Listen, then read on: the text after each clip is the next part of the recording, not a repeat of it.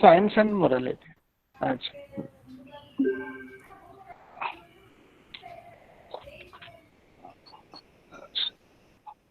Good morning to everybody, and particularly to my teachers who are present. Now we are going to start our academic session.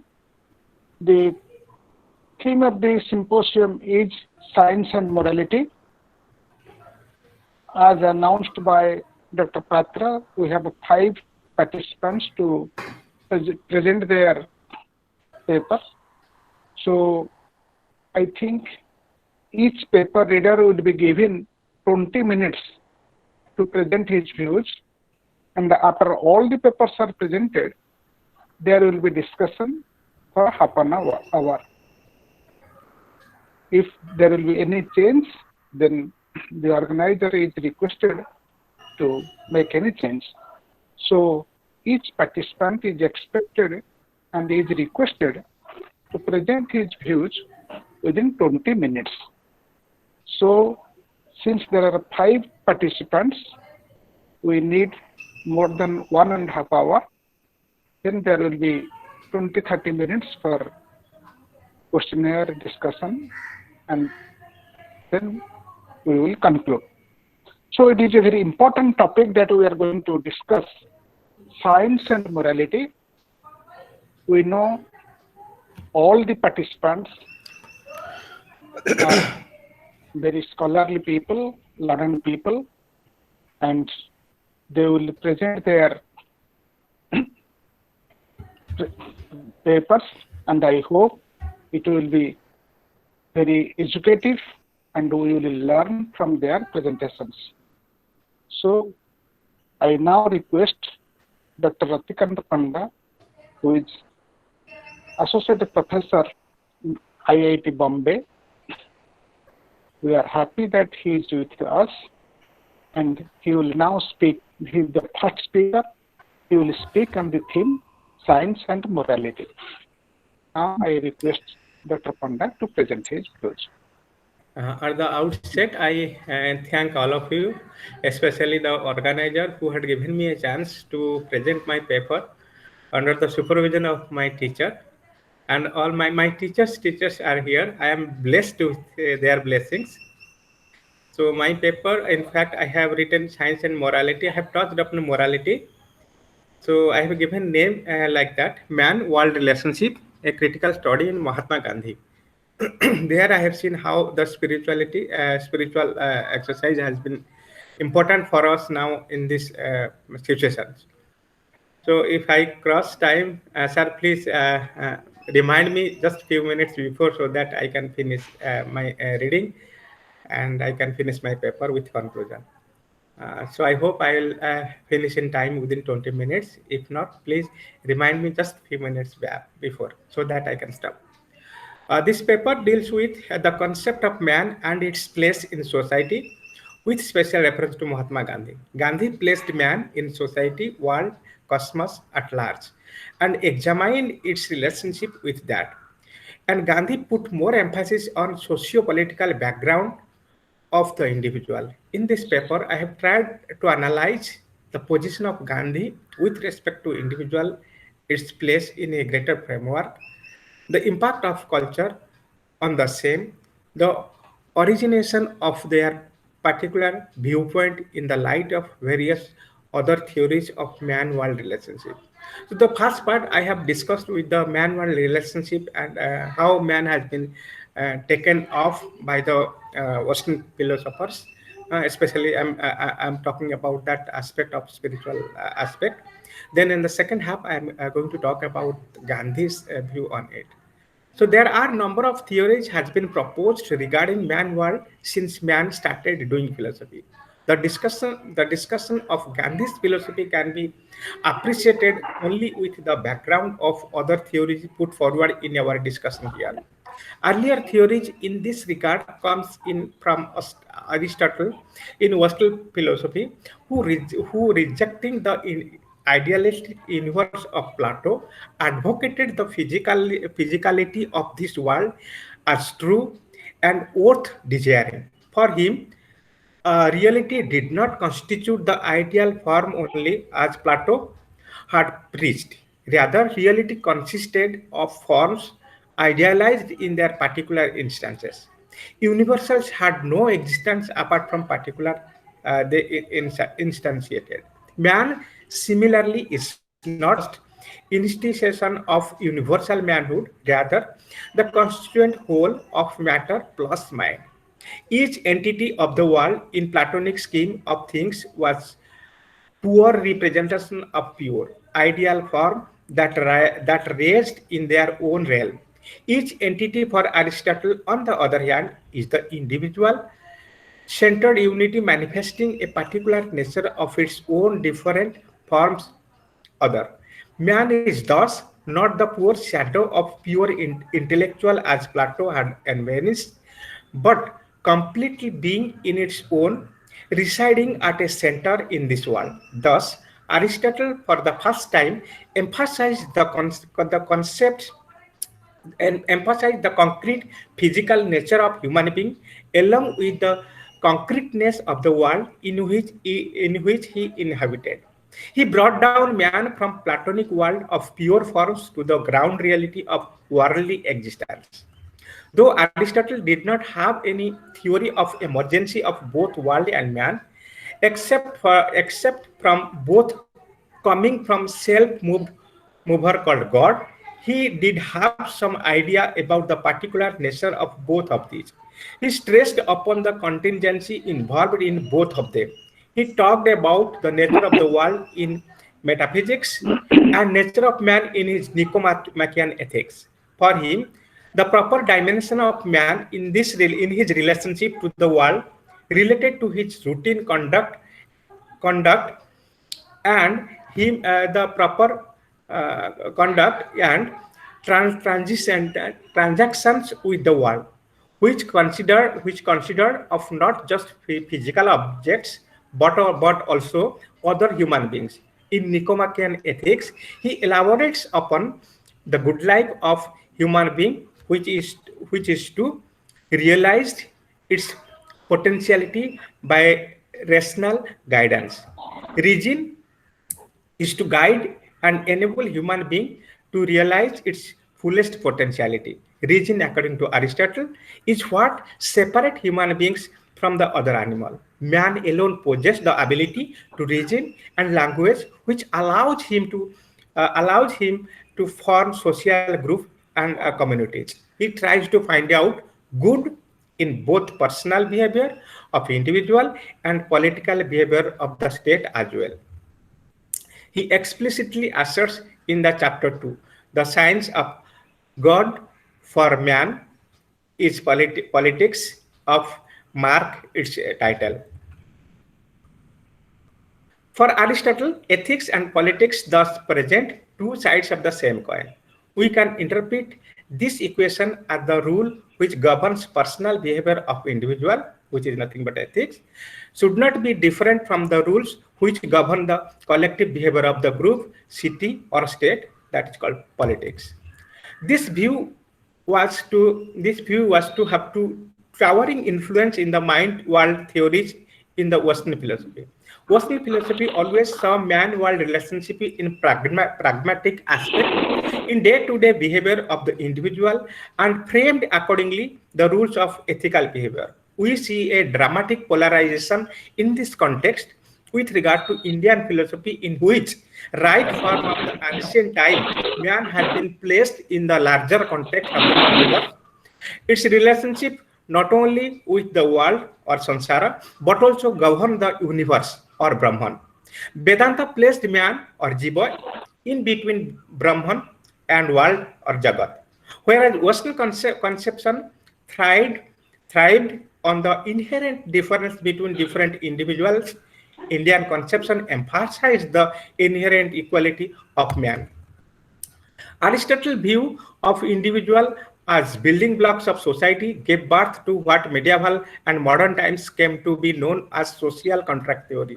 These theories viewed individual as basic unity of society who by their common agreement came to form that society. By doing so, they willingly yield their personal freedom of their power administration, the state of affairs of the society. That power does not rule the society arbitrarily, but goes by certain rules of law led by the society. Independent of this social, organized, and politically governed society or state, individuals are deemed to have no status such that, I quote, person's moral and political obligations are dependent upon a contract or agreement between them to form the society. So this theory was rooted in Socrates, where extended and made famous by Hobbes, Locke, Rousseau, and Rawls in medieval and modern times. Hobbes was the foremost champion of this theory. As against Vedanta conception, which believed in the inherent spirituality of man, Hobbes believed in the essential competing nature of man, with which he believed necessitates the existence of authority of collective levels. This competing interest lead man to struggle and conflicts. Though people have capacity to reason, they are usually interested in self-welfare only, which usually consists of getting material positions, attaining available positions in the society, and getting security. Their ability to attain all these positions depend upon the power they have in their hands. Since by nature men are desirous of leading a happy and a purposeless life, it is but natural that they would exercise whatever power they have and covet from more in case of they have none. But obviously, power is not equally distributed among people as wealth is not. Consequently, all men are found engaged in this monotonous struggle of power. To prevent anarchy and peaceful cohabitation in society, therefore, it is must that some control is exercised at the center. This is the society brings about by establishing an authority or government at the center, to which people ideally should yield their personal freedom. In order for that power of functions, when people agreed to form such government and yield their personal interest to them, the social contract comes into force. However, it is to be noted in this regard that this social contract is not between people and power, it is among people themselves and with each other, whereby they decide to abide by their directs of that power called government. The society formed this way functions as commonwealth, which Hobbes called leviathan. In such systems, the government is absolutely authority. However, still people retain some inalienable rights, like right to secure living. This government Hobbes considers lawful and contract valid so long as it provides sufficient security to its people. The moment it fails to do so, people can employ their inalienable rights to overthrow such government. In this manner, Hobbes in a way generated natural outburst of war and aggregation in society as lawful. Strager apparently remarks in this context, I quote, while Hobbes' contract theory opened the door for the later development of more democratic models of self-government based on people's sovereignty, it also provides the relation of modern repolitical and its claim that exercise the political power inevitably involved in the capacity of unless violence. I unquote. Whereas for Hobbes, man's nature was basically violent. For Rousseau, in likeness with Indian conception, saw man's nature as inherently peaceful. Rather, he believes in the natural state of people, which is free, non-conflicting, and devoid of war and aggression. In such a state, people had minimal want and no temptations, consequently, to acquire more. Civilization, for Rousseau, had occurring influence on mind. So it enslaved people and made them live and behave unnaturally. But why then the society is there? To which Rousseau answers that although people live peacefully in the state of nature, they were incomplete.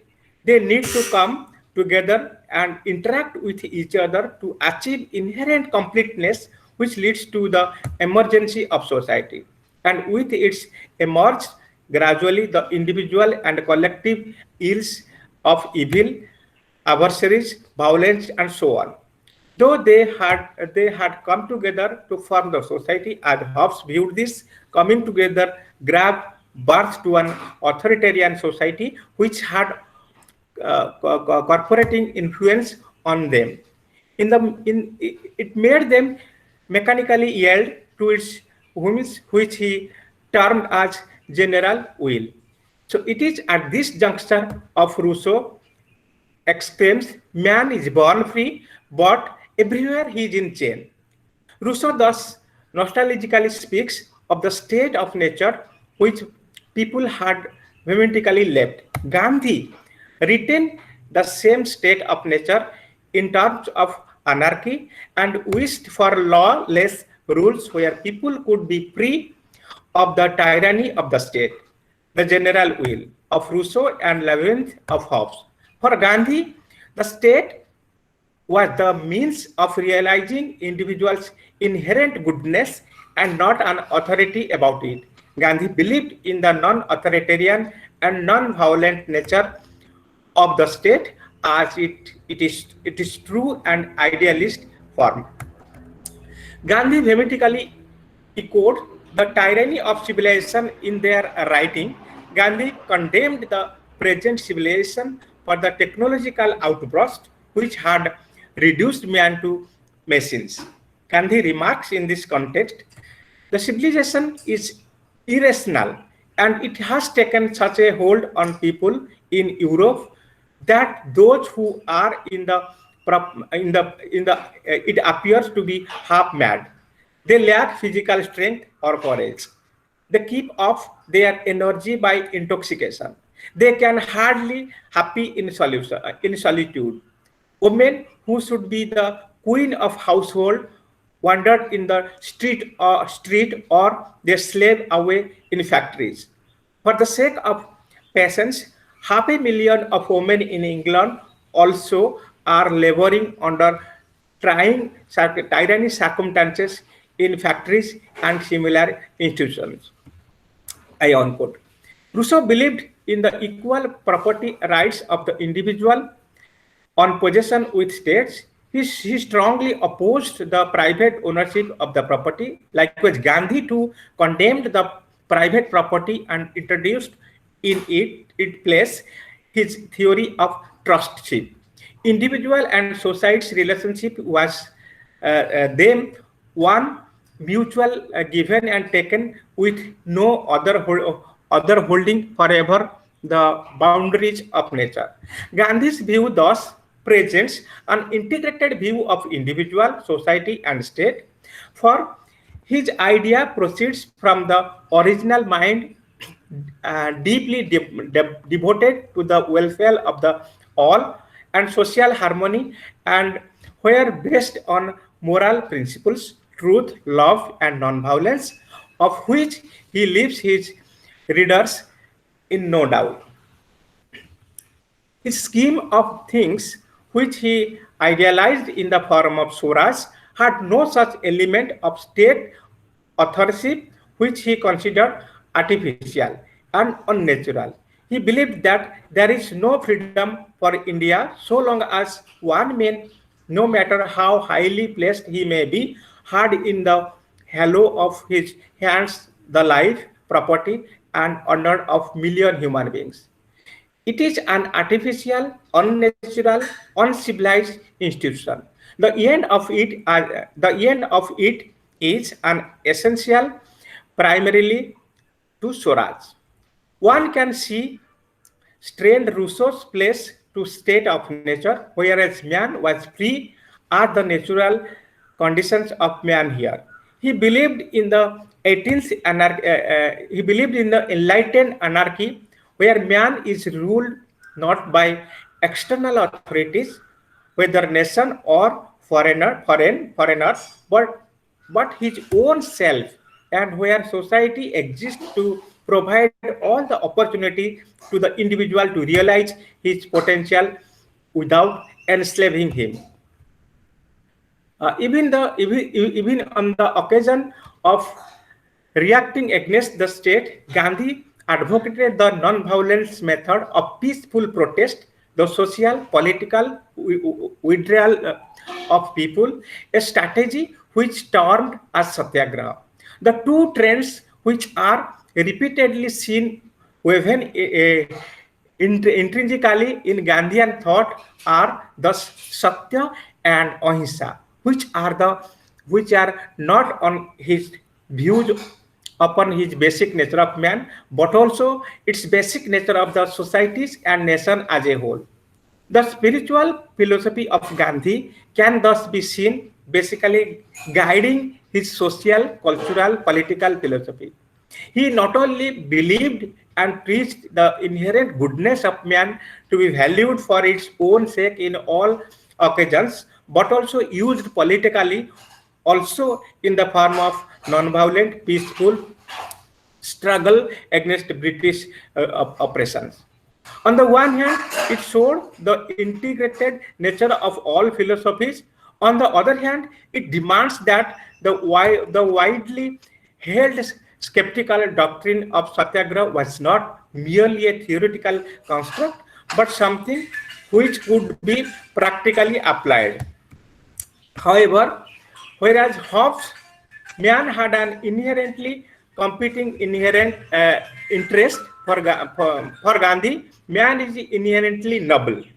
He did not believe in the conflicting nature of man, resting on instantly man is capable of reflecting and controlling his desires,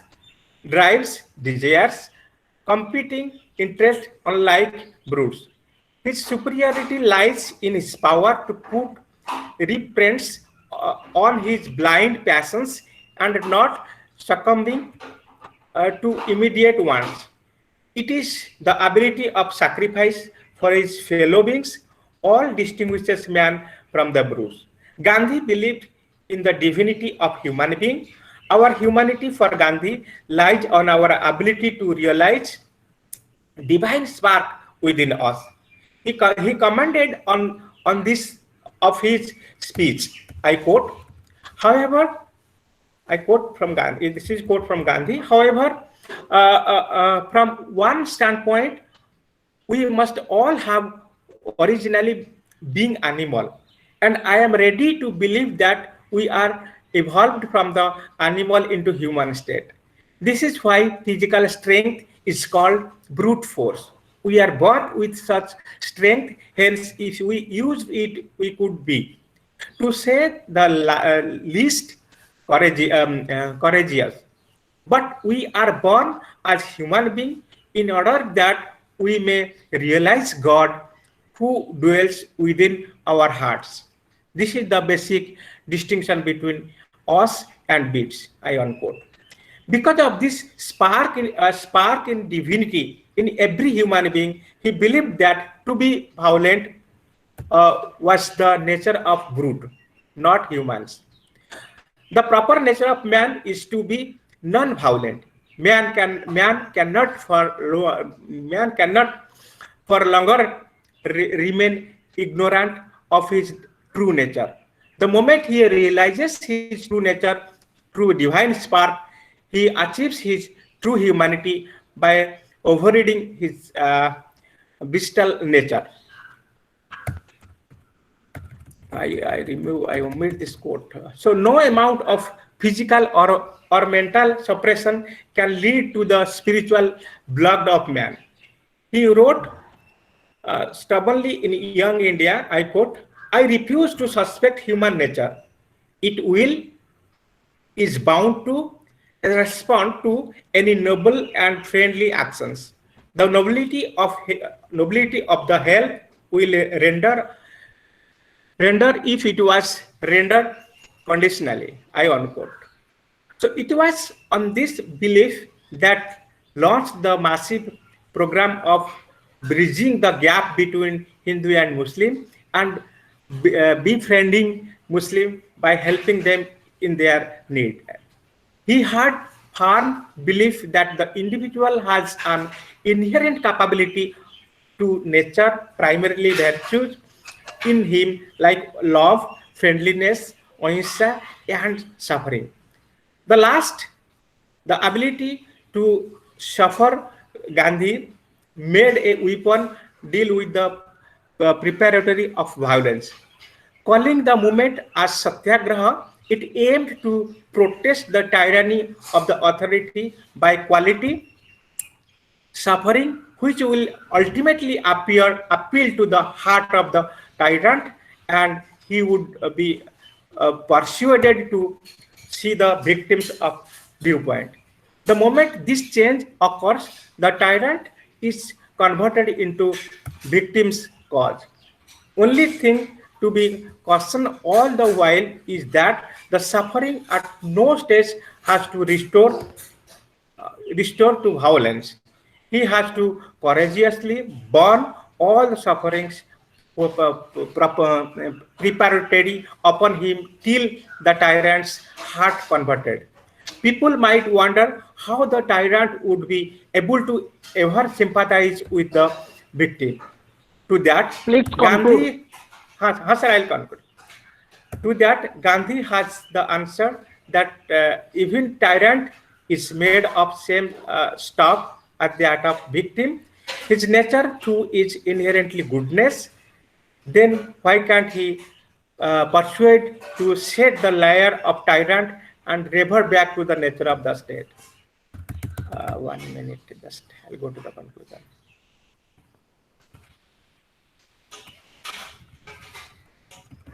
So Gandhi wanted to downfall princes to work as manually as millions of the people of India. He wished to prick their heart directly towards the pathetic state of their brothers and this heart he aimed to achieve not through their violent overthrowing but non-violent persuasions to the inherent kindness of their hearts. So I conclude. Once again, I thank you all for listening to me. So over to Dhanasar sir. And Yes. Thank you, Dr. Panda, for presenting so nicely your view of man-society relationship with particular reference to Mahatma Gandhi. It is really illuminating. You started your discussion from Aristotle, and then you built upon the ideas of Rousseau and Hobbes, and finally you discussed the idea of Mahatma Gandhi. There is a basic difference in the Gandhian approach. Gandhi believes every man is innately good, whereas in other philosophies we believe, particularly in Hobbes' view, man is inherently bad. Society, civilization make man sociable and moral ideals come to him through society. But Gandhi believes that man is basically good. If man is bad, corrupt, dishonest, it is because of the social situation. So it is a debatable question and they will be open for discussion later on. Now I request Dr. Kavita Das, second presenter. He will now present his paper. Madam Das. Yes. Thank you, sir, for giving me this opportunity. Respected chairperson, my teachers, my co-speakers and other audience. First of all, I would like to thank the organizing committee for conducting this 33 AOPA in this organizing this beautifully in this virtual platform. And without taking much time, I would like to start my topic. My topic is the need of phronesis and responsibility in scientific management of COVID-19. So as we face this present situation, unprecedented situation, we need these two virtue, that phronesis and responsibility. In this paper, I just highlighting the need of phronesis and responsibility to deal with some ethical issue which is related to health inequity, dilemmas in triage and allocations of scarce resources, and COVID-19 vaccines. More broadly, phronesis permits to deal with the practical concern about how an individual should behave during this pandemic, given the current lockdown measures or lack thereof.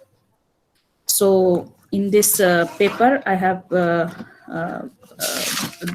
introduction part and then what is phronesis and its connection to ethical decision making, and after that need of responsibility of COVID-19, then conclusion, followed by the conclusion. So mankind has already experienced to live with the infectious disease outbreaks. The past is the witness of full of diseases such as plague, smallpox, or cholera, ravaging continents in times where there were no therapies or economic ways to battle them.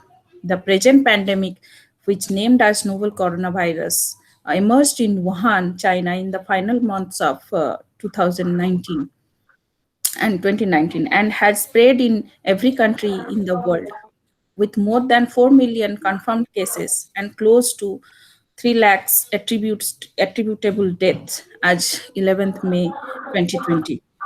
The disease caused by the virus COVID-19 has shown two symptoms, such as one is shows mild in the majority of infectious persons, particularly those below the age of 50 years, and the other serious cases in above the age of 60 and above with the different pre-existing disease.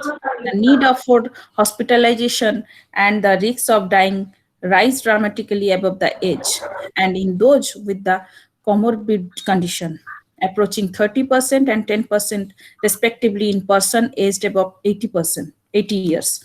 The medical, economic, social, and ethical achievements of the past 150 years have made a change. Still, every outbreak is a challenge for every human being, as if it was the first one.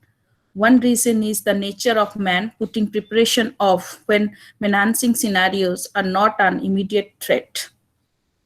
The present pandemic, like the novel coronavirus disease, changes the insight of everyone's life and decision in health system rapidly. It hampers the life of both physical and mentally. For example, in Italy, where the increase of critically ill patients has been exponential for weeks, intensive care unit beds were scarce, and overworked physicians had to decide over life and death. It has shown that the same development in other parts of the world, although the pandemic has not affected all countries equally. As we know that many agents have prompted science as the authority on the crisis. Knowing as science related to COVID-19 is important, but this knowledge is fragmented, probabilistic, incomplete, and changing. Thus, for example, the scientifically gathered evidence about the effectiveness of masks has provided the legitimating authority for a series of wild swing in policies. The studies are limited, probabilistic, and multivariative. So authorities first cited them to indicate masks might provide partial protection. Then when masks became scarce, the public health official proclaimed that science showed masks could not protect ordinary individuals, only medical professions. Then when the lockdown seemed to be insufficient, the same studies were said to tell us that even homemade masks might help some.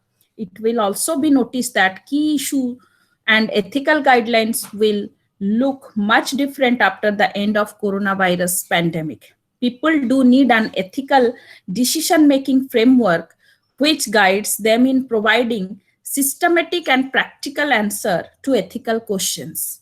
Many tools are not planned an effort to control the spread of SARS-CoV-2. Countries have employed a wide range of intervention, including travel restriction, contact tracing, quarantine, and at the extreme lockdown of cities, region, and whole countries.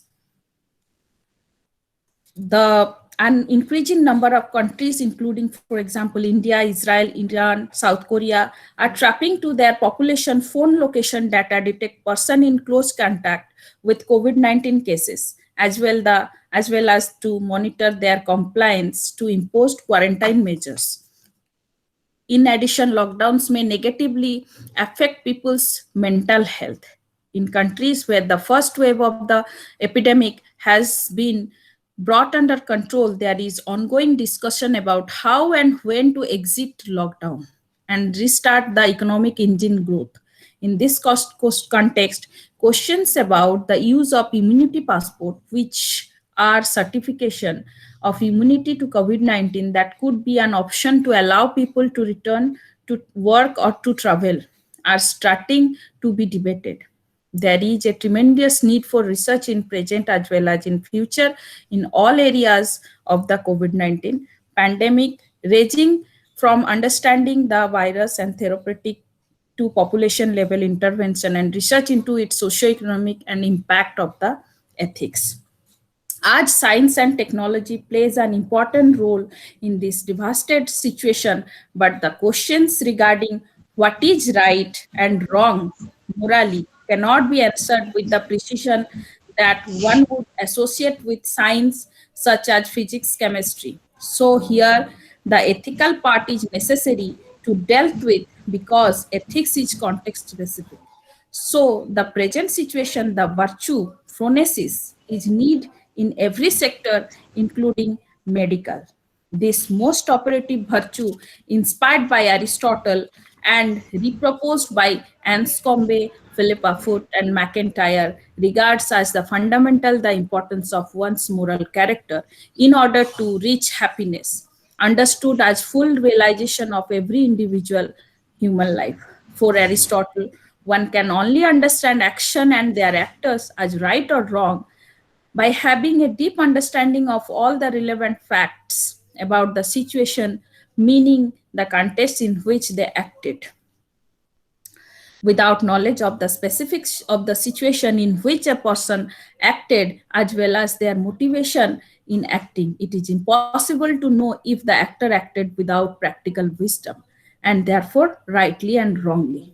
Phronesis can be interpreted as the disposition that enables people to perceive, feel, want, and act in certain ways. Such a notion involves a full mindset that acknowledges the complexity of human condition.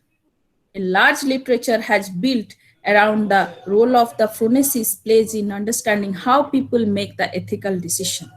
Much of this literature presents phronesis as the central to the skill of clinical judgment, as the ability to good doctor to weigh off all the relevant factors that go into diagnosis and treatment plan and to come to a well-balanced decision, while virtues ensure that people act from the right intention. Taking the action itself requires practical moral, know how to determine how the right course of action can be implemented or pursued. This kind of practical wisdom is not easy to acquire. It develops over time and requires long practice and learning. For example, a global pandemic is within living memory a novel situation that affects everyone without distinction. A virus does not care about laws or government actions or about social differences. It simply reproduces. The current situation calls everyone with or without government reaction to act morally in action and intention. This pandemic makes us wonder whether the collaboration with the restrictive measures imposed by a different countries is really that immoral As Aristotle says, the practical agent themselves must consider in each case what the opportune action is, as doctors and navigators do. Such capability of using phronesis to the circumstances has creates benefits to people in present context of COVID-19 pandemic. The choice of any action should always be evaluated holistically in order to take all the relevant aspects into account. To correctly exercise phronesis means to have a moral disposition that makes the person behave adequately to the circumstances in which one can find herself or himself. The virtue of practical wisdom is most irrelevant one for the current situation. It contains generosity, courage, as well as patience, perseverance, and obedience to reasonable government action. Phronesis again defines the ability to correctly deliberate about what is beneficial for oneself and one's community. The prudent agent is able to rationally grasp which actions are good or bad for human beings. Currently, it would be bad for human beings to be infected with SARS-CoV-2 and infect others. You may not know whether you are healthy or asymptomatic infected case that has not been tested. It would therefore be prudent at the individual level, given your lack of knowledge, to practice physical distancing.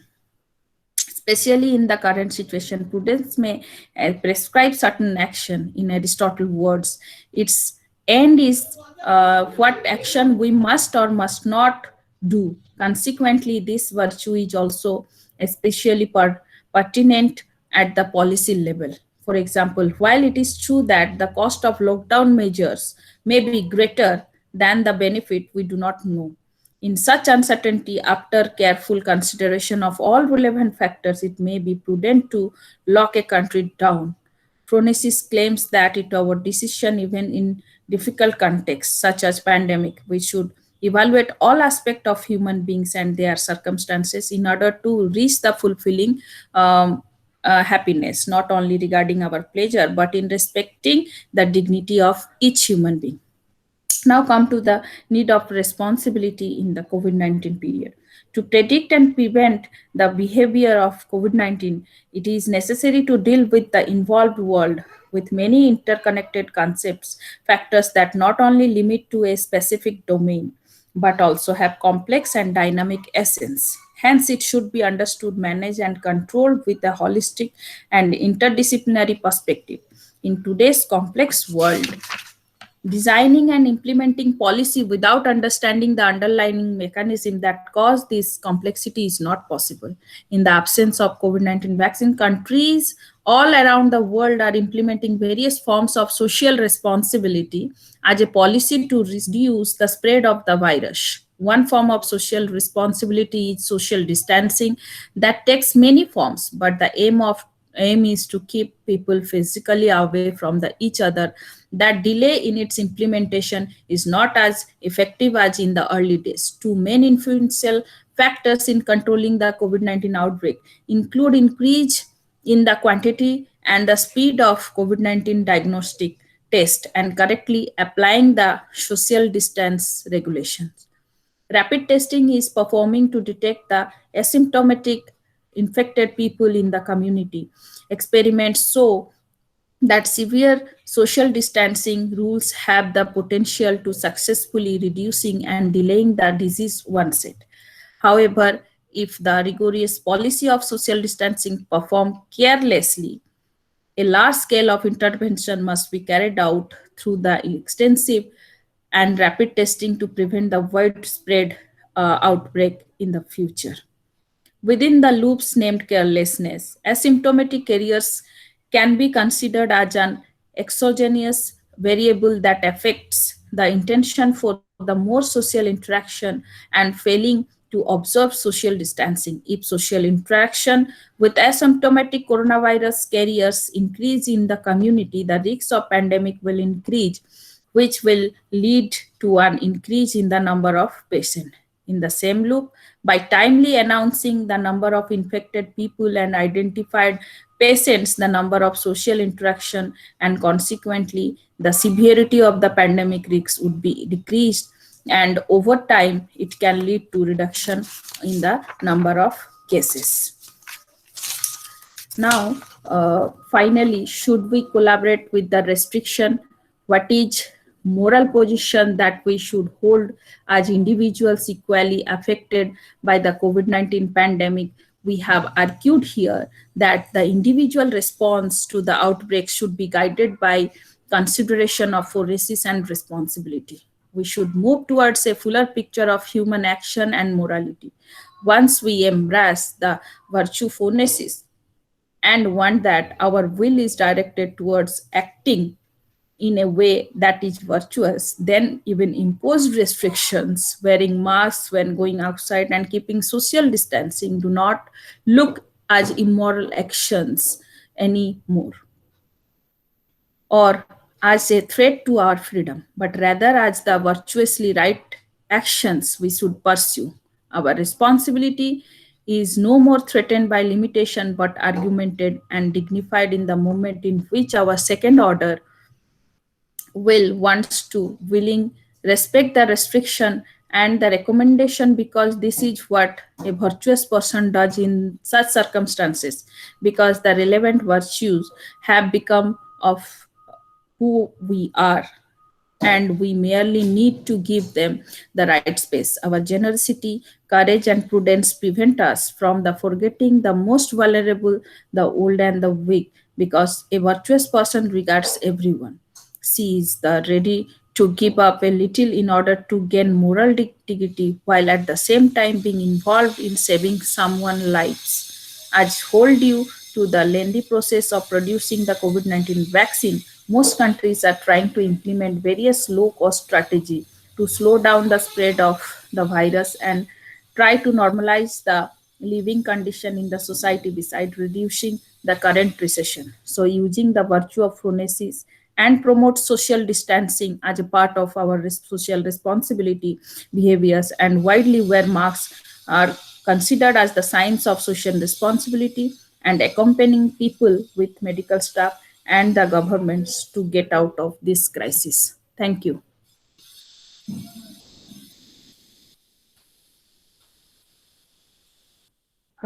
Thank you, Madam Das, for taking up a contemporary problem, that how humanity is facing this pandemic crisis and what should be our moral responsibility in such a crisis.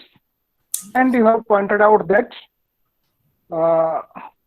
our moral duty as well as must be compatible with our rights as well. Our rights are not violated if we follow certain paths recommended by medical science, so that the disease will not spread further.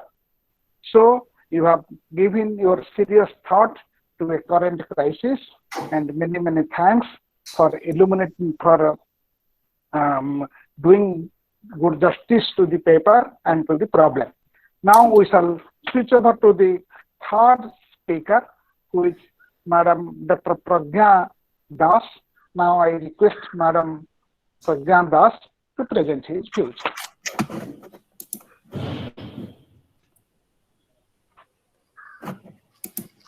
Namaskar to all. Just a minute.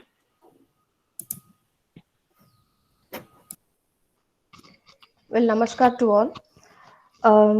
I convey my. Am I audible? Yes, you are audible, Pragya. Okay, I convey my deep sense of reverence to all the esteemed members of All Odisha Philosophy Association, to respected chair Srijukta Dhaneshwar Sahu sir, my teachers, my co-speakers, and other participants. I express my gratitude to AOPA for giving me an opportunity to share my views as a participant, as a symposiast. My presentation is entitled, it will be on good life, and it is entitled Quest for Good Life, Science and Philosophy. When we talk about the term good life, it means quite a variety of things to different people at different times. In its ordinary form, living a good life is all about exploring what gives one joy and satisfaction. And if we take it in the rigorous form, it's about finding out purposes and meaning in life, and drawing happiness from what one does with a purpose. Some people look to live an honest life, a life of integrity, maintaining and honoring and disseminating human values like truth, non-violence, peace, compassion, and magnanimity. And some others live a luxurious life by seeking wealth, social status, academic achievements, awards, etc. And they hope that these things will help them have a good life. But the questions to be reflected upon are: what exactly constitutes a good life? How can it be achieved? Thinkers of all ages have pondered over these fundamental and pertinent questions. There are two perspectives. One is, a good life is characterized by a high standard of living, having all sorts of comfort and luxury in abundance. Another is a life in accordance with moral values, a life characterized by honesty, truthfulness, kindness, and excellence of character. That is the second perspective. The material possessions, the products that make our life comfortable and easy, are the gifts of science and technology. Now, there would arise questions like, do the progress in science and technology really contributes towards good life? Are sciences and technologies value neutral as they are usually taken to be? In this presentation, I make an attempt to explore what a good life is from both the scientific and philosophical perspective. I shall discuss whether both science and philosophy are unrelated and whether we can only accept one to the exclusion of the other. When we discuss good life from a philosophical perspective, it is appropriate to start with none other than Socrates, the wisest and the noblest. He gives absolute priority to virtue. In Plato's dialogue, Gorgias, Socrates takes this position to an extreme point. He argues that it is much better to suffer wrong than to do it. He has certain questions in his mind. How shall I order my life? What is the rational way of living? How ought a reasoning being, a moral being, to act? What is the good? What is the good for the sake of which all else is good, the highest good? Socrates asserts that the highest good is knowledge. The central thesis of Socratic ethic, as we know, is knowledge is virtue. The wise man who knows what is right will always do what is right. No one chooses evil knowingly. He identifies virtue with happiness. Happiness doesn't consist in having a great abundance of external goods, but in being temperate, brave, wise, and just. For Socrates, not life, but good life is to be chiefly valued. To quote Socrates, an unexamined life is not worth living, unquote. It means that if you don't think about your values, your aims and means of achieving them, what sort of person you want to be and how to live your life, you are no more than a mere animal who leaves everything to chance and doesn't have the autonomy to govern its life. Humans are autonomous beings, have the capacity to reason, can consider and reflect upon the choices they make. By doing so, they flourish and live a happy and good life. Plato, who agrees with his mentor Socrates to a large extent, asserts, "A truly virtuous man is truly good and a happy man." For him, a good life is a life guided by reason, a virtuous life. In the Republic, we find the doctrine of tripartite concept of soul, uh, the soul consisting of rational, spirited, and appetitive part. Reason in an individual rules over other impulses like feelings, desires that a person has. Aristotle, the disciple of Plato, views good life as a balanced and a harmonious life, a life of reason, feelings, and desires in moderation. In his Nicomachean Ethics, he equates good life with eudaimonia or happiness. He holds that there are three forms of happiness: a life of pleasure and enjoyment, a life as a free and responsible citizen, and a life as a thinker and a philosopher. He emphasizes that all these three must be present at the same time for man to find happiness. He rejects all forms of imbalance. Now, we can move over to the Kantian approach. We find the Kantian approach is one of the influential one, which also gives emphasis on virtue. This capacity for virtue is, he says, unique to human beings. He speaks about moral law, which is a categorical imperative, which says, do it because it is your duty to do it. One must do right for the right's own sake. The moral law is within man. Through the knowledge of the moral law, within him, man can resist his appetites and selfish desires and can lead a good life. Then the hedonists have altogether a different version of a good life. It is a life of pleasure, they say. Both Bentham and Mill agree that greatest happiness of the greatest number is the summum bonum of life. Bentham justifies it on the ground of self-interest, while Mill bases it on the social feelings of mankind, the desire for unity with the fellow creatures.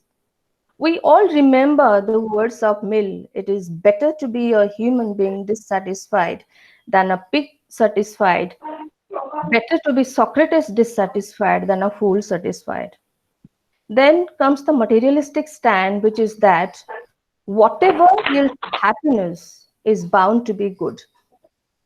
In sharp contrast with this view, T.H. Green and Bradley emphasize self-realization as equivalent to good life. For Bradley, every individual is a part of the social whole. He finds that he voluntarily and consciously pursues ends for himself, which also promotes the well-being of the groups to which he belongs.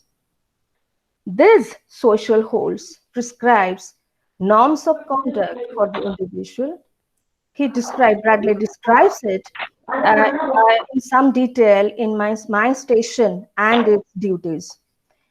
Green, in a similar fashion, says that a perfect life must be an expression of one harmonious will, a will of all, which is the will of each, that is, a devoted will.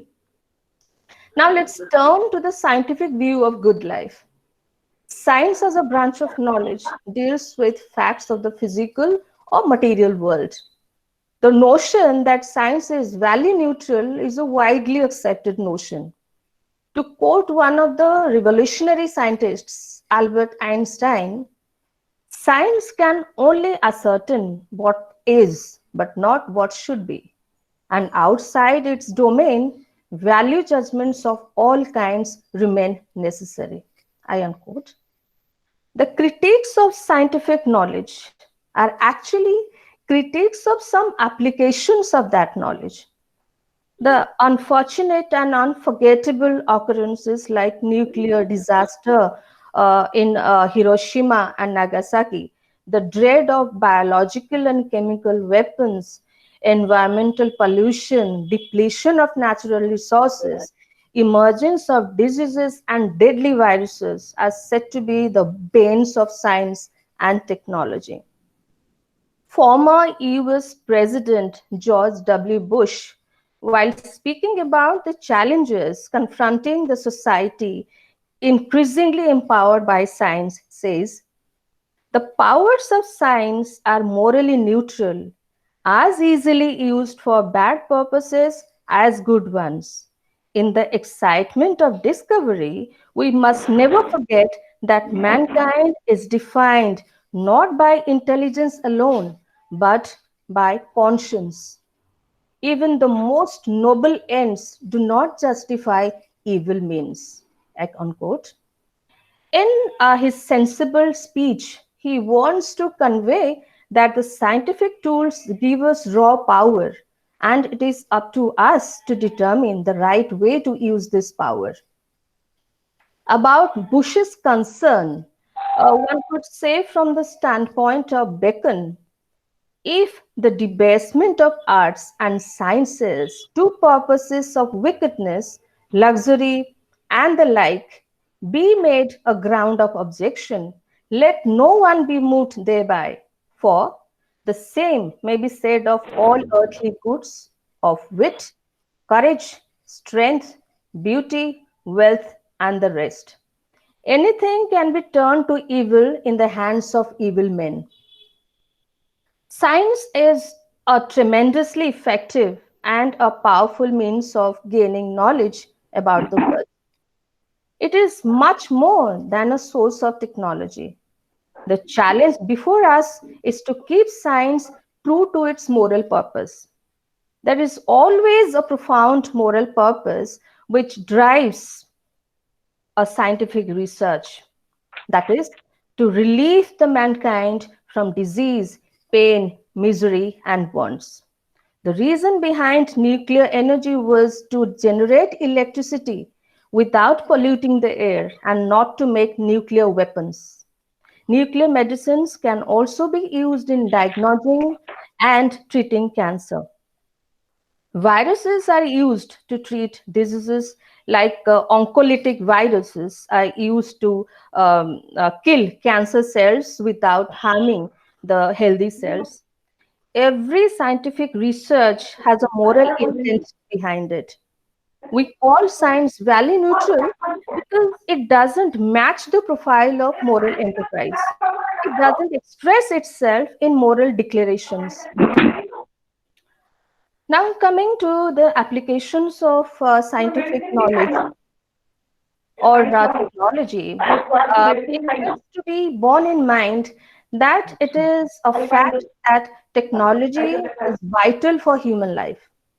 It has an influence on our happiness and our well-being. But by the words of Bill Gates, technology is just a tool. It is a powerful tool, but it's a tool. Deep human connection is very different. It is not a tool. It is not a means to an end. It is the end, the purpose, and the result of a meaningful life. And it will inspire the, most amazing acts of love, generosity, and humanity. I unquote. Progress in science and technology is necessary, but scientific progress should be accompanied by corresponding moral progress. Here I have quoted Srijukta Dhaneshwar Sahu sir. He said it yesterday.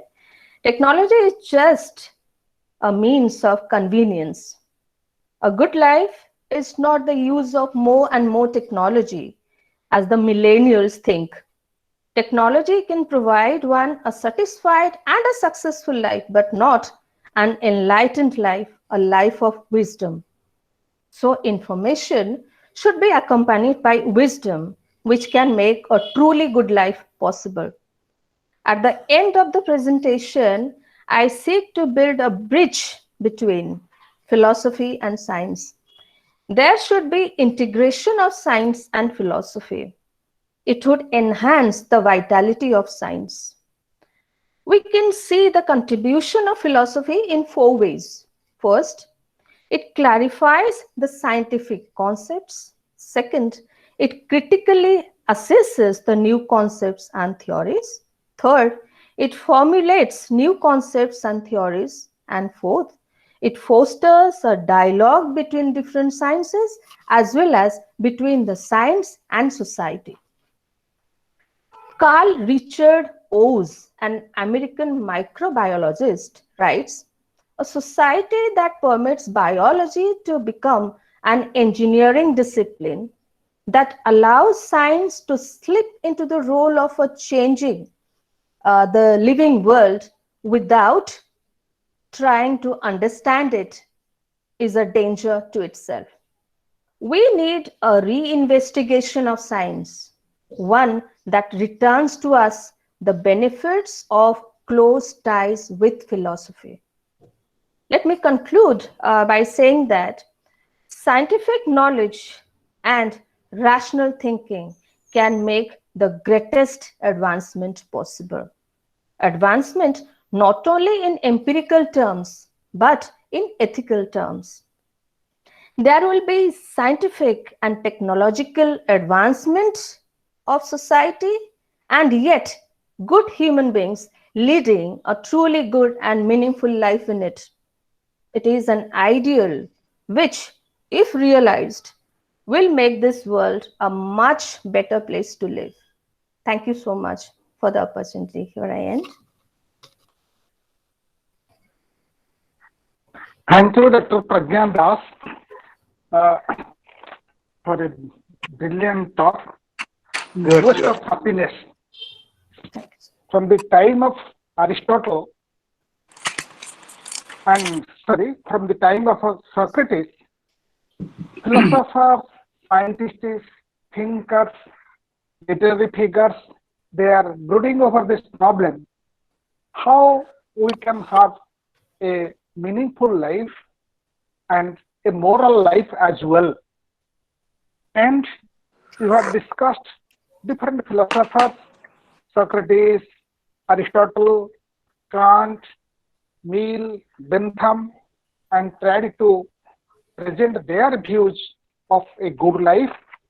Equally, you have also dealt with the views of Aristotle, John Bush,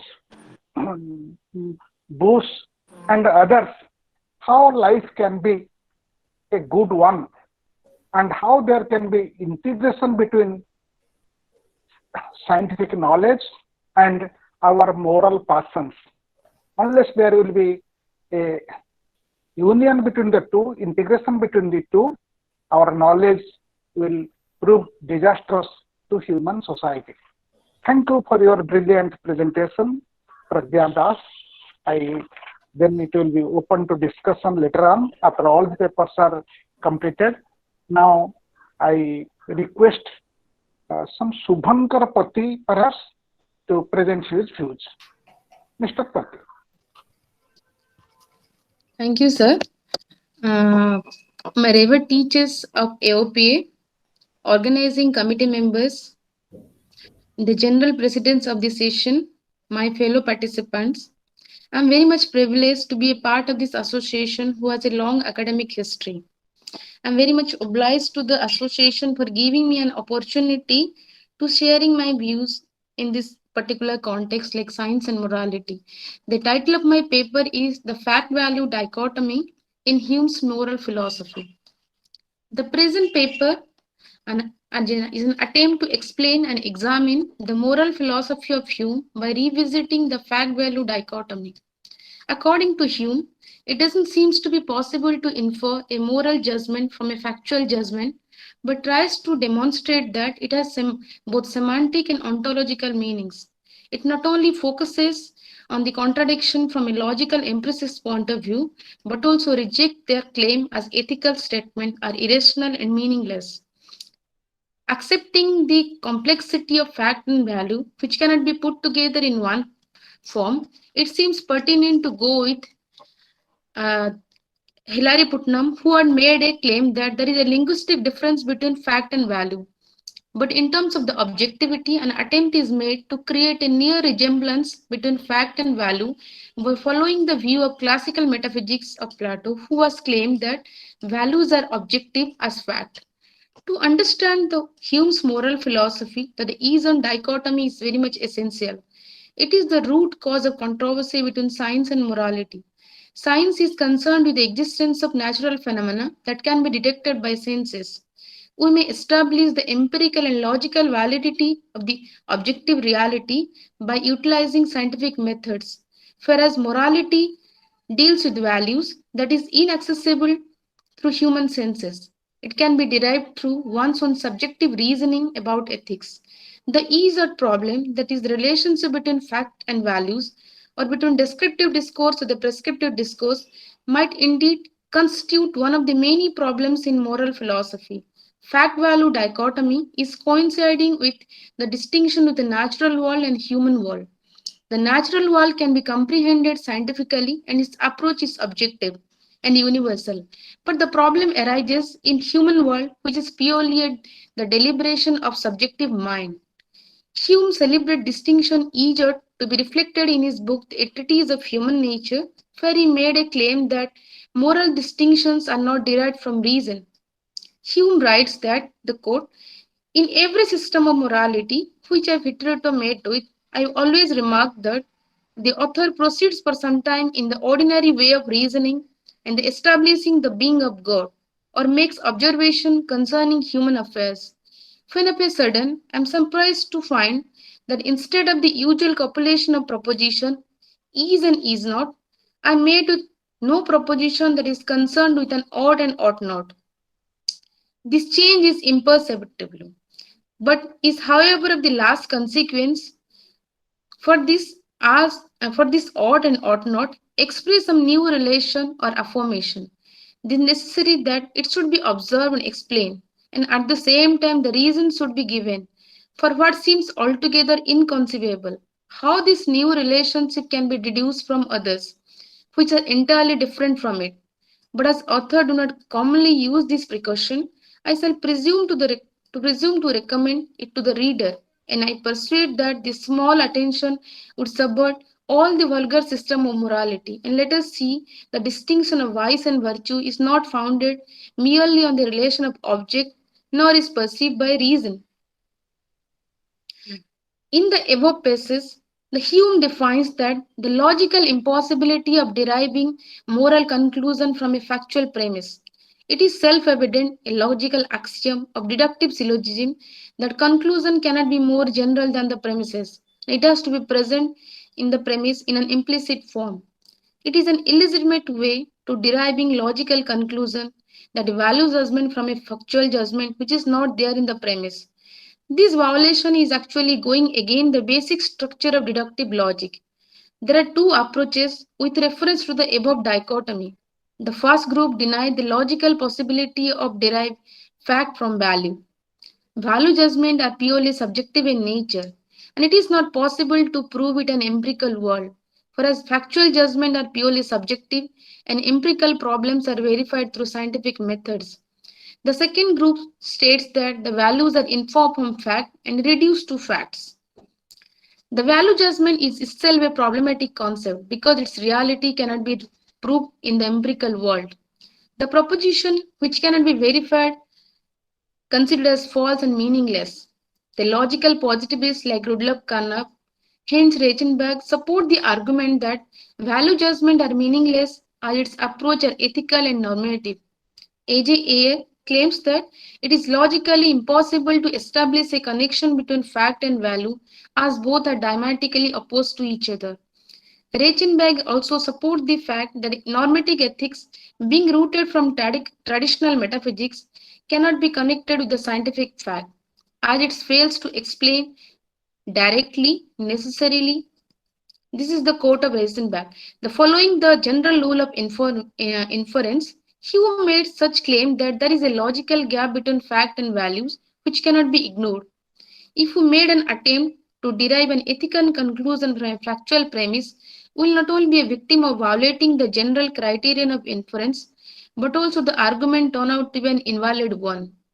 The following example will show the inadequate linkage between fact and values.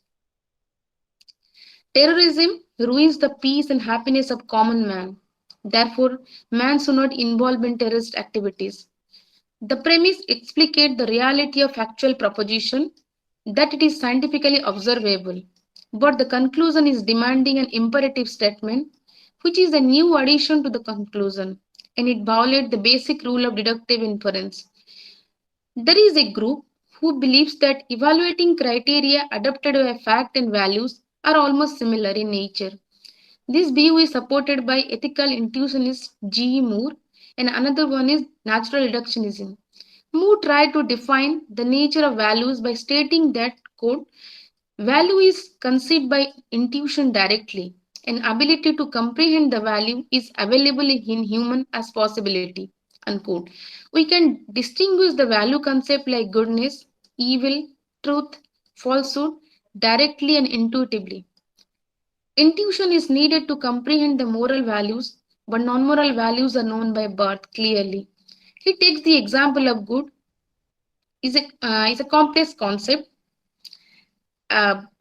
which is not possible to identify with moral concept. Moore claimed that the good is not a complex concept which requires any definition. Rather, it is a simple concept which can only be understood. Naturalistic fallacy arises when we are wrongly identified the simple object as complex. It is an erroneous task of treating one as another, which is not. The so-called confusion arises due to the human inability to distinguish between simple and complex concepts. Naturalist reductionism provides a complete different picture which is opposed to the idea of G. E. Moore. They try to describe the value with the help of physical and mental properties like need, pleasure, happiness. Naturalistic reduction has fallible attitude toward reductionism, and as moral realism, it put forward discussable metaphysical assumption in terms of existence and the reality of moral quality, human will, freedom of action. So there is no difference between fact and value. In a similar manner, pragmatist Hilary Putnam is uncertain about the fact-value dichotomy appears in moral philosophy. Fact-value dichotomy is closely related with another philosophical distinction, that is analytic and synthetic statement made by Immanuel Kant. Putnam is very much skeptical about this form of philosophical dualism. Analytic statements are defined as true by virtue of the logical tautologies, while truth and falsity of synthetic statement are depending on the facts. Value judgments have independent status. It can neither be proved logically like analytic proposition, nor can be verified like empirical facts. Another significant claim made by Putnam that fact and value dichotomy is that if the factual state of ethical and aesthetic principle were to be denied, then the situation would be equally applicable to epistemic values with similar force. However, any claim to factual information that we have must depend on normative principle of justification of beliefs in choice theory. However, any claim to factual information that we have must depend on normative principle of justification of beliefs in choice theory. Those who are in favor of this dichotomy, they try to define epistemic values descriptively and scientifically. But as Putnam pointed out that, quote, we have no way telling that we have arrived at the truth apart from our epistemic value. Thus, without relying on such judgment, we cannot define which epistemic value judgment are truth conducive. Putnam's several important work discussing about the ethical issues like in his book like Reason, Truth and History, Ethics Without Ontology, The Collapse of Fact-Value Dichotomy and other essay, where he clearly rejected the notion that facts are objective, universal and necessary, whereas values are subjective. He pointed out the significant mistake committed by science that fact cannot presuppose value. Instead of promoting this dichotomy, he tries to incorporate the new technique to verify the relationship in between fact and value in his book Reason, Truth and History, where he pointed out that, quote, the practice of scientific inquiry upon which you rely to decide what is and what is not a fact, presupposes value. Putnam is intended to justify the fact that science is not a value-free enterprise, but epistemic value guides scientific and philosophical activities. Metaethical result, a positivist creed, made a significant claim by treating ethical statements as meaningless and irrational. He rejected the older positivist favoring dichotomy by making two principal arguments. In the first, he affirmed that the dichotomy is a radical separation, is thought to have two distinct components, the two elements that are natural kinds, one on each side of the divide. Each of the two elements should be unitary, in that the complement of class is a natural kind whose member possesses some sort of essence. Unquote. The defining and the essential characteristics shall represent a state of affair in the real world, the objective world. The dichotomy therefore purport to be based on metaphysical reality, but the aspect is not unitary. On at least one side of alleged dichotomy between truth and value, but an aggregate of objects of various kinds. The word fact is interpreted differently by classical empiricists, logical positivists, and others, where there is no nature or concept of characteristics. Therefore, we must disqualify the side of a supposed dichotomy, the side of reality, from being the foundation of an argument. Because of this actual state of affair, there is a philosophical state of dichotomy between fact and value. There is no metaphysical truth for the plenty of on which the rest are claimed. The Putnam is giving more emphasis on the second argument, that the entanglement of fact and value. He repudiated the attempt made by different philosophers to separation of fact, values from fact.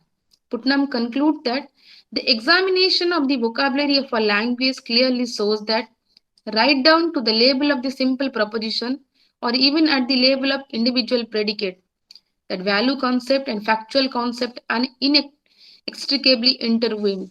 These two cannot be separated without losing their crucial meaning. Both sorts are needed for right description of the world. Thus, there can be no dichotomy between fact and value, but instead there must be an inseparable linkage. Quote, the factual description and the valuation must be entangled, instead of existing separately as pole in a dichotomy. In addition, Putnam now primarily criticized on the non-cognitivists for relying on a separation between fact and values. Moreover, they are considering the statement of fact as cognitive and the statement of values as emotional, irrational, and nonsense. In order to establish the uncertainty between fact and value, he posed new argument that some factual claims are values claims. The argument Putnam refused is two-component theory, which believes the term which is not clear cannot be defined the other term semantically. I prefer to go with, although I accept the Putnam claim that the fact-value dichotomy can only be different in linguistically, but I prefer to go with the classical metaphysics Plato, where he says that it's a radical the perspective that ideas are just empirical as truth. He's denying the relativists like Protagoras, who made a claim that man is the measure of all things, that everything is dependent on human observation. Plato also believed that space and time are restricted to humans and are perception and interpretation subject to error. He had firm faith on human capacity to aspire and achieve higher qualities. Empirical world is deceptive. It is not what are worthy to rely on, as it is guided by senses. All that we have perceived through sense, it is nothing but a construction of human image, which is far different from the real object. The duality of one and many, permanent and temporary, true and imaginary, human and spiritual, truth and appearance, knowledge and opinion are due to the restricted senses. As an objectivist, he notes that the values are as objective and it is equally real, universal. So in this concluding part, I'm trying to say that the issue in this study is basically concerned with the goal created by the empiricist philosopher David Hume, that the descriptive statement can only be applicable in the scientific domain, whereas ethical statement cannot be infer from it, as it is a subjective field. At this point, it can be said whether this value judgment can be extracted from a factual judgment via deductive method. The discussion in this context include questions like whether it is possible to derive this inference. There are two sorts of responses are available to this above question. The classical metaphysics argues in favor of the objectivity of value, that values are objective, and it is naturally instantiated in the physical environment. We call something beautiful, for instance, not because we are satisfied with it, but because it is truly beautiful and it is independent of the label of beauty being appreciated. However, as Hilary Putnam said, it is an undeniable fact that the definition of fact and values seems to be vary depending on the structure of environment. Thank you for giving me the enough time and listening to the paper patiently. Thank you. Thank you. Thank you.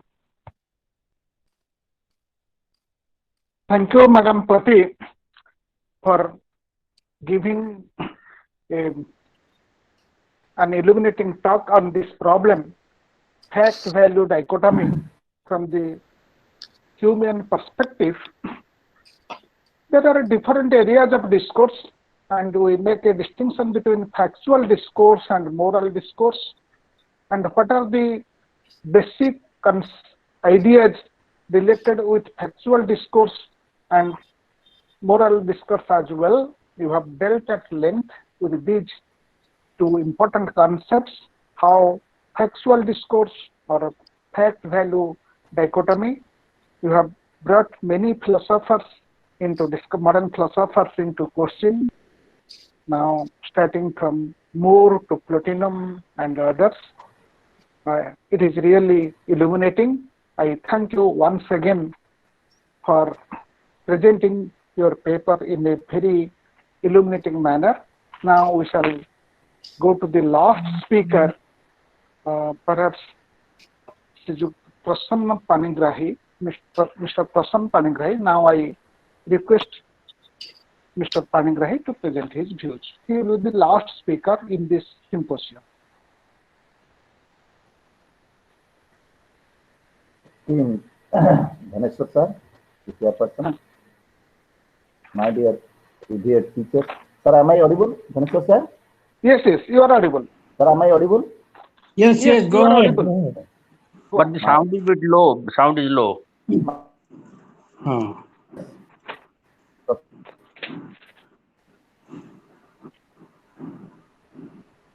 My teacher, Professor. Please come near the microphone and continue. Professor Ganesh sir, Professor Saroj Mahanti sir, Sharad Panigrahi sir are present. I extend my happy pranam to all my teachers, because for them what we are today, and my best teachers to the junior. My title of my paper is Morality in Science, a Choice or Compulsion. Morality in Science, a Choice or Compulsion. Science is derived from the Latin word scientia, which means knowledge. It is pursuit and application of knowledge and understanding of the natural world following a systematic methodology based on observation and experiment. Science is a step beyond common sense, and philosophy is a step beyond science. It organizes the particular truths of our experience, and philosophy organizes the general truths of science. Physical sciences are concerned with physical environment. Ethics is linked with morality. Moral life is lived in the midst of nature.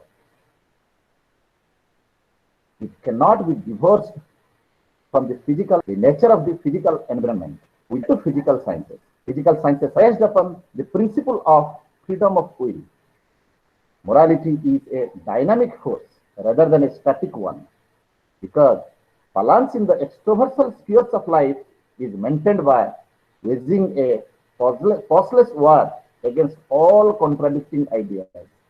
Morality is neither the goal nor absolutely valueless in human life. It is an attribute of a good citizen, and it is a starting point for all-round progress. It depends on one's effort to maintain a balance between time, place, and person. And therefore, there may be differences in moral code. The ultimate end of moralism is the attainment of supreme bliss. It cannot be said, but the tendency to commit theft should be eliminated. Not to indulge in falsehood is not the aim of life, but the tendency of telling lies should be dispelled from one's mind.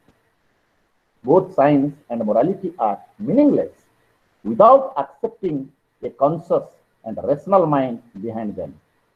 In case of science, a person with scientific tone and temper, known as scientist, and in morality, a moral and conscious agent.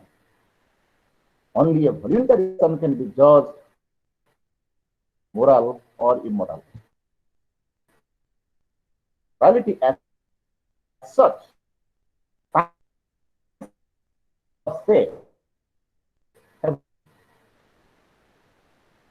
recovering to a result of scientific developed judgment on it. There is technological advancement. Now we are able to conduct 33rd annual conference of all Odisha Philosophy Association in a virtual mode. Much before to this conference, so many webinars have been conducted by the lovers of philosophy for the progress of science. Progress of science has made us to live in a global village. We have conquered the space and time. It is the boon of science to discover the antidote against the killer coronavirus. That is why the Joy Vigyan has been added to the previous slogans Jai Jawan and Jai Kisan. On the other hand, the bane of science is to discover the killer COVID kidney by the method of it is a curse. The skill which is needed to transplant a kidney, the same skill is also required to steal it. Morality of science comes to the crux of issue after the explosion of 2 atom bombs by the superpower America on Hiroshima on 6th August 1945, named as Little Boy, and on Nagasaki on 9th August 1945, named as Japan. Even after 75 years of explosion, some places where the blade has not been germinated, and that area are brought to this catastrophe because of retardation. The explosion of a bomb cannot make a distinction between its maker and enemy. That is why it is rightly told, science is poor in purposes, but rich in mechanism. It knows how to kill, but it does not know how to kill. Human consciousness is expressed through the act of knowing, cognition, willing, connection, and affection. When cognitive ability is dominant, the acquisition of knowledge remains the prime concern of life. When cognitive aspect is predominant, one turns out to be a man of action. For them, pursuing the path of truth becomes more important than the knowledge of truth. Similarly, when the affective faculty becomes dominant, one likes to follow the dictate of heart rather than mind. One becomes empathetic, sensible, and ready to share the will and woe of others. The cognitive apparatus of the scientist should be developed to unravel the mysteries of science more and more. But the development of the cognitive aspect of the scientist should be in consonance with his cognitive and affective aspect to save him and the society from the fate of science. Morality for a scientist is an existential compulsion to use the results of science in a positive way. Neglecting creative and affective aspect of the, by using science, faculty of the scientist should be in hand with his cognitive and affective faculties. Direct of morality, science and scientific progress may be detrimental for the society, either to discover something in science or to enjoy the fruits of science. The existence of a rational mind is inevitable. Science and morality should proceed in hand to avoid the wholesale destruction of the creation. Science should not be for science sake, but it should be for benevolence and collective welfare, that is lokasangraha, resulting in service to humanity. Hence, the power of the scientists should never be misused.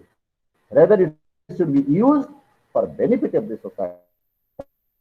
With progress is compared with speed, and in science is compared with the speed without the system is dangerous, and system without speed is of no use. Professor Jadunath Sinha rightly points, unquote, philosophy is empty without science, and interdependent without philosophy are an aggregate without unity, a body without a soul. Philosophy without the sciences is a soul without a body. It's the quotation from Weber. Human being is a body, mind, spirit complex. The physical, mental, and spiritual aspects of the scientists should progress simultaneously. Science in particular and in general, by progress of science, if and only its physical and mental aspects are not developed. If its physical and mental aspects are not developed, the development of the spiritual in science and knowing society. Knowledge makes one prudent. This is a unquote. This is unquote. Knowledge makes one prudent. Prudence begets ordinance. Prudence begets ordinance. Ordinance creates wealth and enrichment. Enrichment leads to right conduct, and right conduct brings contentment. This is a quotation from this. This is the 6th book of Hitopadesh, written by a guy named as Narayana, 11th century AD. This verse is like this: Vidya dadati vinayam, vinayat jati patrutvam, patrutvat dhanam noti, dhana dharmam tatah.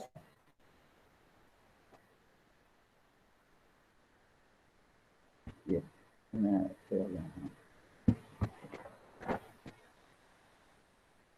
Knowledge, the more one discovers the mysteries of science, the more one becomes humble. Namranti Phalena Bhushta. Last part is the concluding portion of my paper. Distinction persists between simple morality and spiritual morality. In simple morality, one has to act in consonance with Ruta, or the factual truth. Satya implies proper action of mind and the right use of words with the spirit of welfare. Unquote.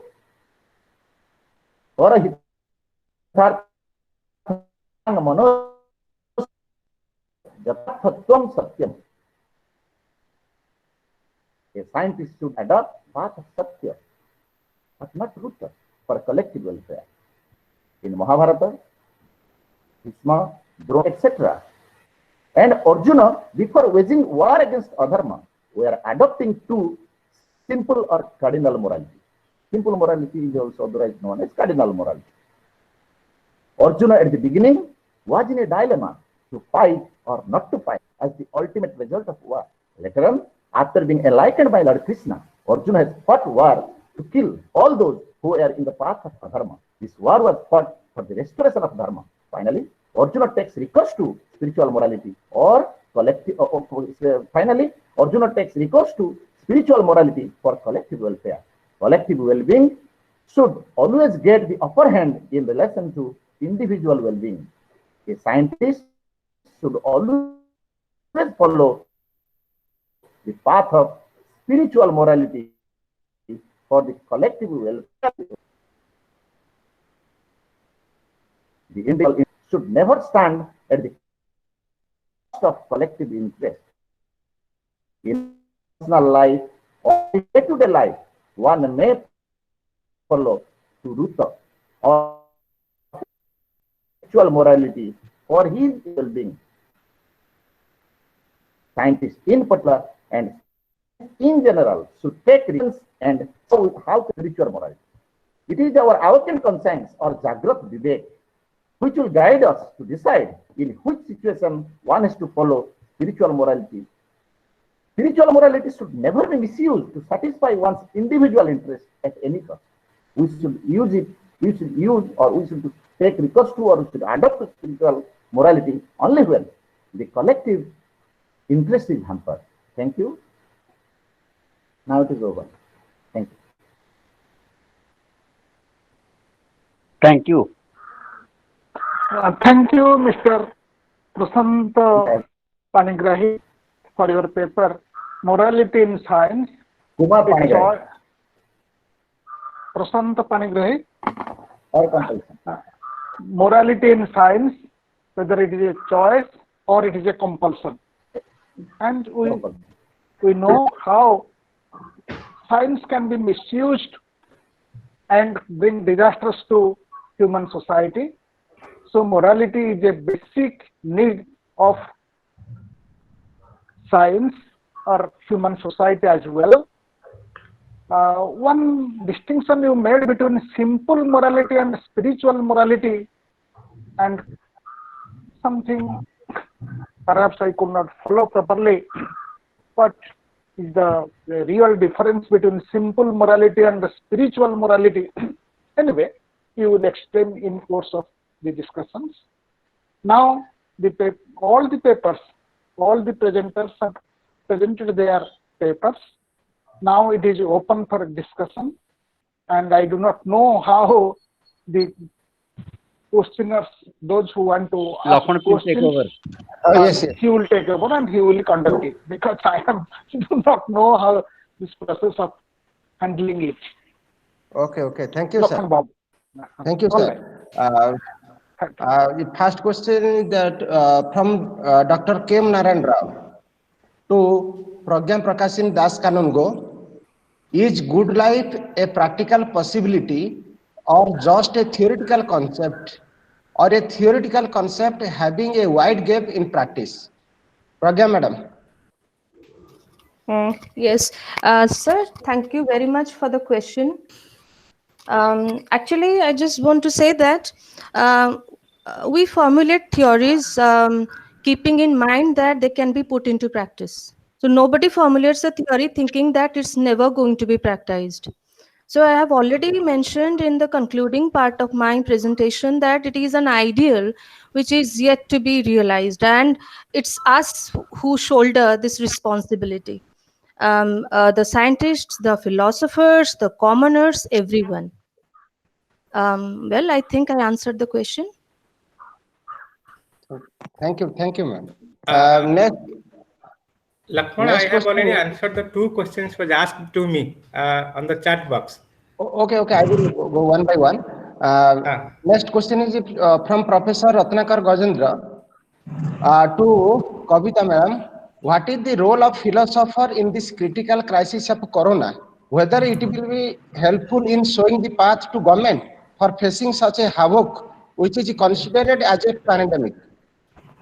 Yes, I would like to answer this question because K.M. Narayan sir also asked me the same regarding this paper. Yeah, we can make a blueprint as a philosopher that the possible coordination we can make with the help of ethical decision-making framework and taking phronesis and responsibility as most operative term and most operative virtue that we can practice in this critical situation. That, for example, in Odisha, we also shown that that teachers have gone to to make a survey to help the government family also engaged with their proper restriction, and the social workers, they also gave food to others, those who are need in this present crisis.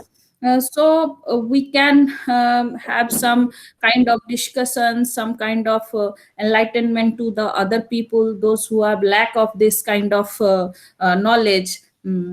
So I think we can, as a philosopher, we can help people in this way.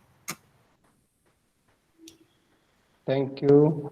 Next, from Professor Ganesh Prasad Das to Dr. Ratikant Panda, is honoring private property. ए रतिकांत उत्तर दे सारे कविता गोटे question है पचार दियो Yes, sir. Ratikant Sir, sir. Okay. Sir. Okay, next question to you, Kavita madam. What is the phronesis and responsibility? Yeah. What is phronesis and responsibility? You know, phronesis is an No, that is not the question. You have said phronesis and responsibility, and you have just said that also. Phronesis is a concept which is inclusive of responsibility. Phronesis by definition is that. So why do you say that phronesis and responsibility? What other thing do you mean by that? No, sir. Phronesis inclusive the responsibility is a part of that picture, but somehow people make responsibility, but not in a true sense. Like phronesis is content of three qualities: potentiality, introspective, and calculative. Potentiality. No, that is all right. Phronesis includes intellectual virtue. It includes ethical virtue, and responsibility is an ethical virtue. Yes, sir. So responsibility is ingrained in it. Yeah. So why do you put it extra?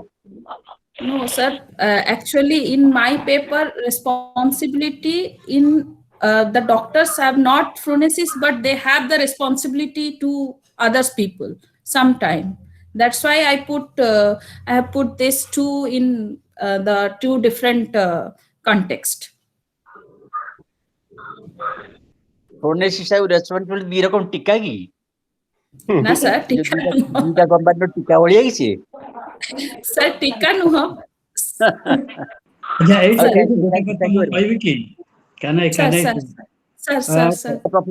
कविता तमे जोटा कहलो it's a good presentation खाली गोटे point clarification पे चाहूची to a question, how does the philosopher or how can the philosopher help in this pandemic situation? You said that philosophers can persuade people to be moral and to be responsible and all that. Yes, my question is, philosopher is the philosopher only specially qualified for that, or somebody else also, a social worker, anybody, any intellectual can also do that? Yes, sir. Have you got any special characterization of a philosopher? Sir, philosopher माने तो टिके अधिक obviously it's the माने कौन कहती in crisis we can think that philosopher are better philosophize the situation. Rather other money we make the quote unquote the intellectuals. You mean better philosophers are better equipped, better equipped? Yes, sir. Better equipped knowledge with this, and through the debatable mode, we can enlighten people. We can enlighten here to what is morality and how we will perform, how we take our responsibility as well as others. Because yes, sir. Because we are not here to make ourselves as responsible.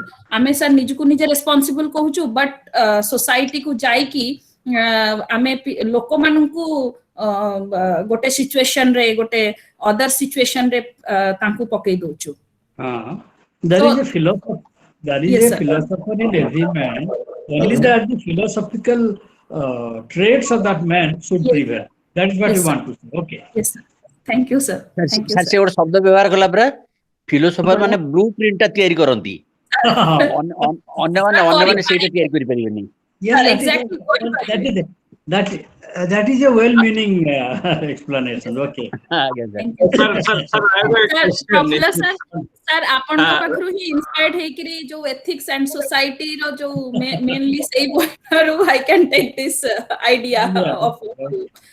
Thank you, sir. Kavita madam को गोटे question अछि मोर जे ए जो pandemic situation normal हमें जो फिलोसफाइज करूछु बा moral discourse रो जहा discussion करूछु सेटा normal situation ethics किंतु वर्तमान गोटे न्यू नॉर्मल गोटे टर्म पे पैंडेमिक सिचुएशन रे जोटा कॉइनेज करा हेछि ता माने सेटारे कोन हमें गोटे कोन पॉसिबल सिचुएशन एथिक्स विषय रे चिंता करिबा ना कोन करिबा सर बहुत दिन पूर्व गणेश सर गोटे पेपर प्रेजेंट करथिले एवं बहुत भलो भाबरे प्रेजेंट करथिले मु सेटा सुनी भी थिले new normal and old normal जोटा sir we have acquainted with the old one.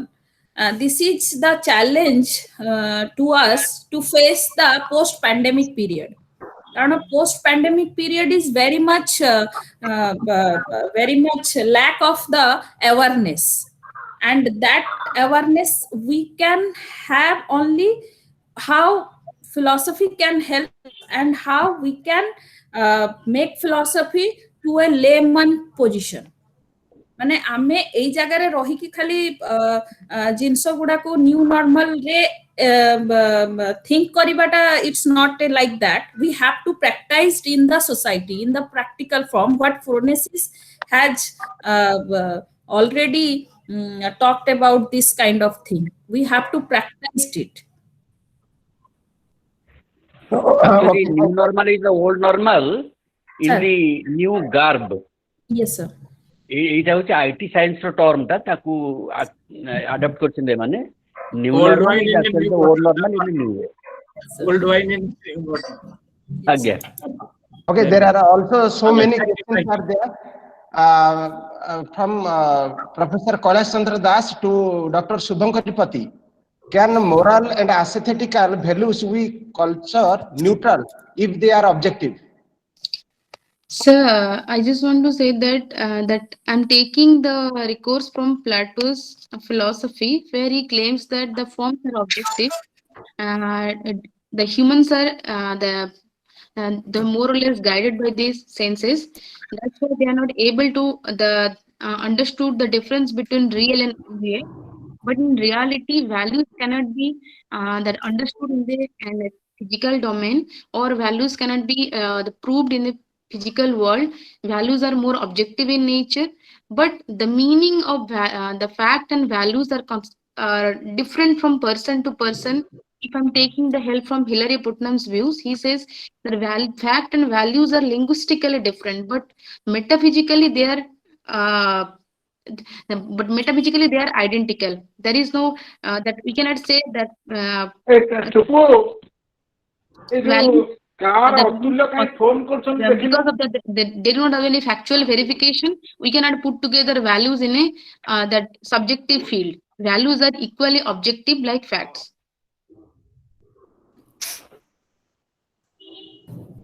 Hope you answered your question, sir. ଗୁଡା କଣ ଜଗତରେ ଅଛି ତାକୁ ତୋଳି ସାଉଁଟି ଆଣି ହବ Shubhankari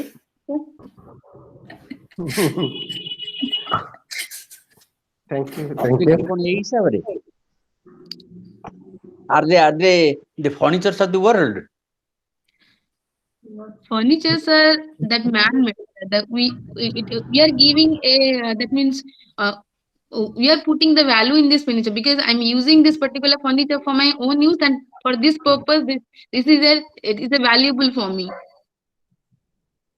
Okay. Okay, thank you. Still, there are so many questions, but we are going to beyond schedule, half an hour late. So, if any, I request all the symposiums to answer in the chat box. I think it will be better. We will proceed to next section. Now, I request to Dhaneshwar sir to give the remarks. Thanks to my okay.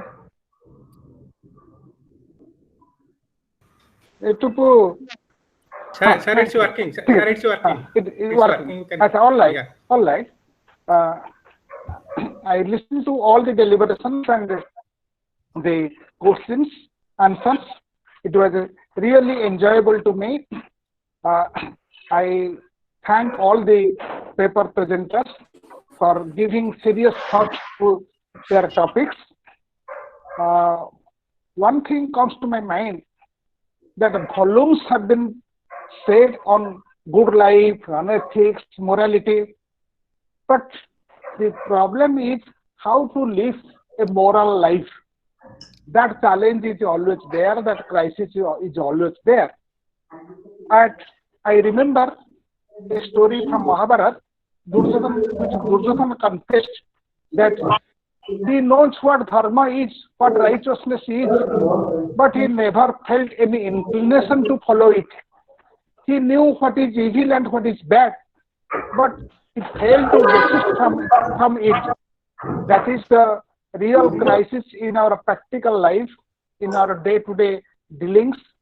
But the question, but philosophers always give us some introspection, and philosophers also guide human society, how society, what values society should follow, so that there can be happiness, there can be well-being, there can be prosperity, and all these moral values that we come across. Starting from the days of Socrates till the present age, in all cultures, perhaps not only in European culture, people have been giving serious thought how to make our society a moral one, how to reduce social discriminations, how to inculcate the values like tolerance, humanism, benevolence, and all these values.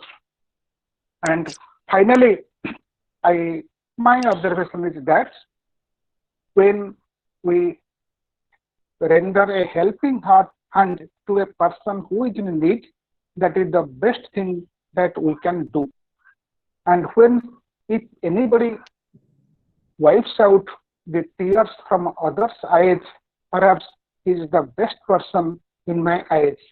Knowledge, learning, social recognition, these are on the one hand, we are not denying that, but at the same time, doing a little work for the good of others is perhaps more valuable in practical situations of life. Thank you all the paper readers, and for requesting me to, I also thank the organizers for giving me this opportunity to chair this session. I really enjoyed the deliberations, and I once again thank all the friends who participated in the discussions. Thanking you. Nice. Thank you, sir. On the behalf of all Association and Bikram Autonomous College, I express a heartfelt thanks to the chairperson and all the symposiasts. Now we are going to the next session. Please, 1 minute. Lakon. Sir. With your permission, half a minute. Sir. With the permission of Professor Saroj sir and Dhaneshwar sir, let me read out a note of gratitude sent by Dr. Subhasin Barik. She writes, "Good morning, everyone. My book, Action, Freedom and Responsibility, a conceptual study, is going to be released today. Actually, it is released yesterday at the platform of AOPA with the blessings of all my teachers, well-wishers, friends, and students of philosophy. This book is dedicated to all students and teachers of philosophy. I really feel privileged and honored today to see this book, to see this newborn baby on the lap of its own family with the divine grace. For this opportunity, I am indebted to the team AOPA, starting with the President Professor S.K. Mohanty, Vice President G.P. Das, General Secretary Dr. B.C. Sahu, and Organizing Secretary Dr. Lakhon Patra, without whose cooperation, it would not have been possible at all." This is the note sent by Dr. Barik, and we thank him very much. We welcome her to the platform of AOPA now and always. Thank you. Thank you so much, sir. Though nobody could see the picture, it was available on the WhatsApp group only.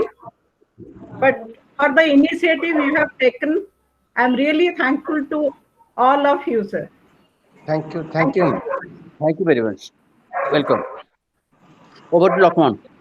Thank you. Thank you, sir. Thank you.